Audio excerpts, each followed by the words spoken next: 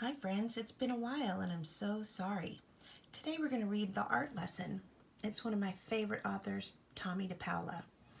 I think you remember a couple weeks ago we read a story by him and I was sad because he passed away and went to heaven. And so this is a book about him when he was a little boy and wanted to become an artist.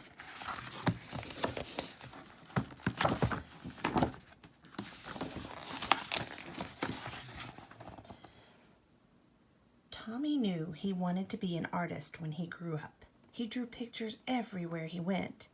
It was his favorite thing to do. Some of you are really good at drawing pictures and like to draw everywhere. His friends had favorite things to do too. Jack collected all kinds of turtles. Herbie made huge cities in his sandbox. Jeannie, Tommie's best friend, could do cartwheels and stand on her head. But Tomie drew and drew and drew. He drew his friends. He drew Jeannie doing cartwheels and his baby sister Maureen.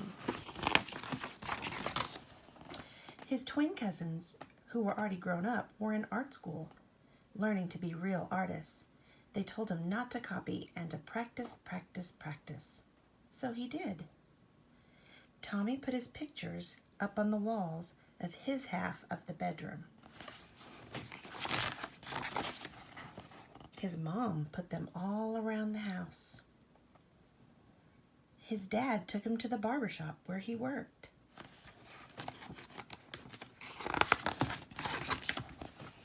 Tom and Nana, Tommie's Irish grandfather and grandmother, had his pictures in their grocery store.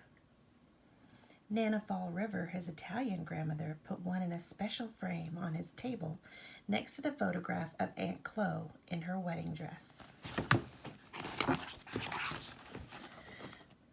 Once, Tomie took a flashlight and a pencil under the covers and drew pictures on the sheets.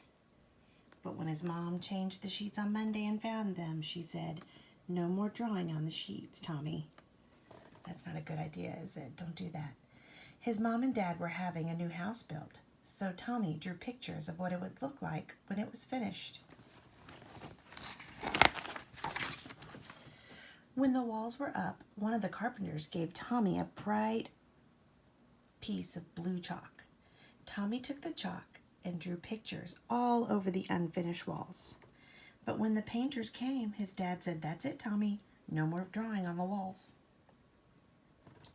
Tomie couldn't wait to go to kindergarten. His brother Joe told him there was a real art teacher who came to school to give art lessons. "When do we have our art lessons?" Tomie asked the kindergarten teacher. "Oh, you won't have your art lessons till next year," said Mrs. Bird. "But we are going to paint pictures tomorrow." It wasn't much fun. The paint was awful and the paper got all wrinkly. Mrs. Bird made the paint by pouring different colored powders into different jars and mixing them with water. The paint didn't stick to the paper very well, and it cracked. If it was windy when Tomie carried his picture home, the paint blew right off the paper. "At least you get more than one piece of paper in kindergarten," his brother Joe said. "When the art teacher comes, you only get one piece." Tomie knew that the art teacher would come to the school every Wednesday. He could tell she was an artist because she wore a blue smock over her dress, and she always carried a big box of thick colored chalks. Once, Tomie and Jeannie looked at the drawings that were hung up in the hallway. They were done by first graders. "Your pictures are much better," Jeannie told Tomie. "Next year, when we have real art lessons, you'll be the best one." Tomie could hardly wait. He practiced all summer. Then on his birthday, which was right after school began, his mom and dad gave him a box of 64 Crayola crayons. Regular boxes of crayons had red, orange, yellow, green, blue, violet, brown, and black. This box had so many other colors: blue, violet, turquoise, red, orange, pink, and even gold, silver, and copper. "Class," said Miss Landers, the first grade teacher, "next month the art teacher will come to your room. So on Monday, instead of singing, we'll practice using our crayons."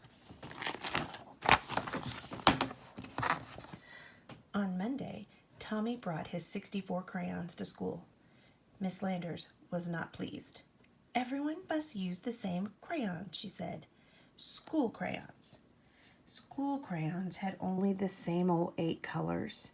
As Miss Landers passed them out to the class, she said, "These crayons are school property, so do not break them, peel off the paper, or wear down the points." "How am I supposed to practice being an artist with school crayons?" Tommy asked Jack and Herbie. "That's enough, Tommy," Miss Landers said, "and I want you to take those birthday crayons home with you and leave them there."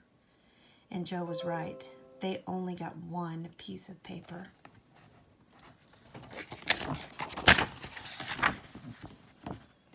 Finally, the day of the art lesson came. Tommy could hardly sleep that night. The next morning, he hid the box of 64 crayons under his sweater and went off to school. He was ready. The classroom door opened, and in walked the art teacher. Miss Landers said, "Class, this is Mrs. Bowers, the art teacher. Patty, who is our paper monitor this week, will give out 1 piece of paper to each of you. And remember, don't ruin it, because it's the only piece you'll get. Now pay attention to Mrs. Bowers." "Class," Mrs. Bowers began, "because Thanksgiving is not too far away, we'll learn to draw a pilgrim man, a pilgrim woman, and a turkey. Watch carefully and copy me." Copy? Copy? Tommy knew that real artists didn't copy. This was terrible. This was supposed to be a real art lesson. He folded his arms and just sat there. "Now, what's the matter?" Miss Landers asked. Tommy looked past her and spoke right to Miss Bowers. "I'm going to be an artist when I grow up. My cousins told me that real artists don't copy. And besides, Miss Landers won't let me use my own 64 Crayola crayons." Well, Miss Bowers said, "what are we going to do?" She turned to Miss Landers, and they whispered together. Miss Landers nodded. "Now, Tommy," Miss Bowers said, "it wouldn't be fair to let you do something different from the rest of the class. But I have an idea. If you draw the pilgrim man and woman and the turkey, and there's any time left, I'll give you another piece of paper. You can do your own picture with your own crayons. Can you do that?" "I'll try," Tommy said with a big smile. And he did. And he did. Look, he drew a picture for his teacher. I love when you guys draw me pictures. I keep them all. I can't wait to go back to school and see all the pictures I've saved from y'all. And he still does. So there's Tommy DePaola writing and drawing in his study. Look, he's got some kitty cats and some popcorn. He wrote a really good book called The Popcorn Buck. This is Stregonona, one of his characters. Look at all the characters that he draws and writes about. All right, have a good evening. Bye, All-Stars.